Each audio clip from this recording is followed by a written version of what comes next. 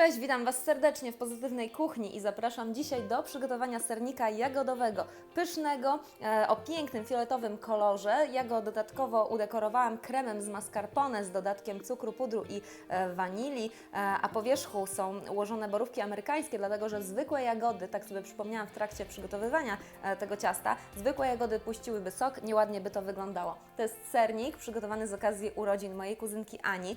Aniu, wszystkiego najlepszego, a oprócz tego dzisiaj, 10 sierpnia, urodziny też obchodzi moja mama, która aktualnie przebywa nad morzem. Mamo, pięknej pogody, nie tylko tej wokół Ciebie, ale również pogody ducha, samych radości, dużo sukcesów, dużo optymizmu i wiary, że wszystko będzie układało Ci się cały czas jak najlepiej, a że te wszystkie ciasta, którymi Cię tuczę, nie pójdą Ci w biodra.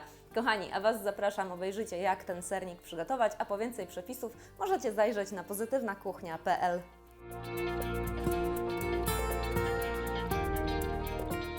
Przygotowanie sernika jagodowego zacznę od przygotowania spodu.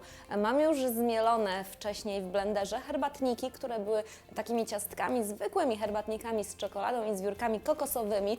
Możecie dowolne inne herbatniki praktycznie w ten sposób wykorzystać, byleby miały czekoladę. Teraz jeszcze dodam 50 gramów, czyli połowę tego opakowania, płatków migdałów w płatkach. Gdyby nie było czekolady, to bym po prostu dodała tutaj 1/4 kostki, czyli 50 gramów roztopionego masła. A tak w ten sposób przygotuję taki spód. Ugniotę go i na to będę wylewała masę serową. I takiego spodu już nie trzeba zapiekać, także ja go sobie odstawiam, a zajmę się przygotowaniem teraz masy serowej.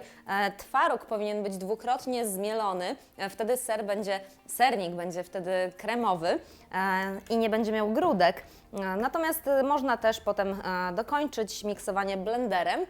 Ja mam twaróg wymieszany pół na pół z mascarpone. Najpierw rozetrę go z połową szklanki cukru. Tej szklanki cukru można dodać troszeczkę więcej, 3/4.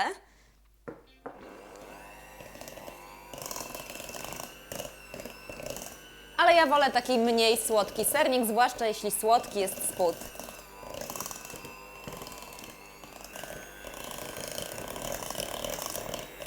Teraz czas dodać jagody. Połowę jagód zostawię do udekorowania wierzchu sernika, a drugą połowę dodam teraz do masy. I rozmiksuję znowu całość.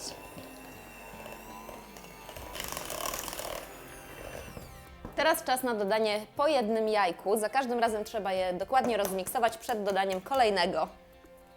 Oczywiście, jeśli nie macie pewności co do świeżości jajek, to trzeba rozbijać je do osobnej miseczki albo do szklanki, a nie bezpośrednio do masy.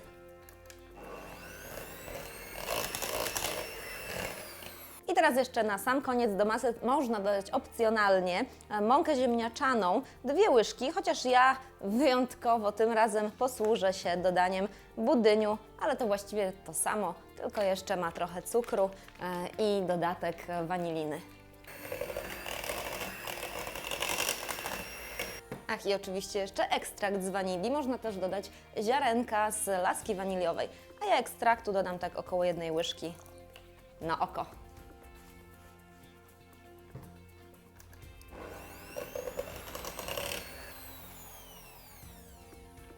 I teraz jeszcze na sam koniec blenderem dorobię troszeczkę lepszą konsystencję, bo mój twaróg nie był zbyt dobrze zmielony.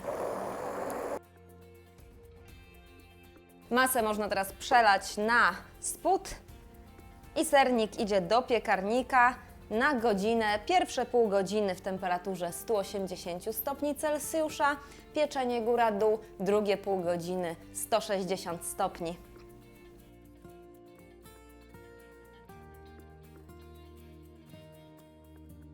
U mnie wszystko trochę się przeciągnęło w czasie i dopiero następnego dnia, nazajutrz, mogę przygotować krem.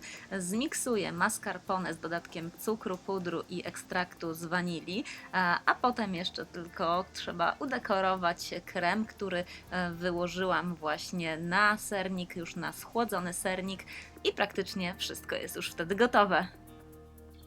I oto mój sernik jest gotowy. Zdecydowałam się ostatecznie na inną dekorację, na borówkę amerykańską, bo jagody puściłyby sok i nieestetycznie by to wyglądało na kremie. Dzięki Wam serdecznie za uwagę. Zapraszam po więcej przepisów na pozytywnakuchnia.pl i do zobaczenia w kolejnych filmach.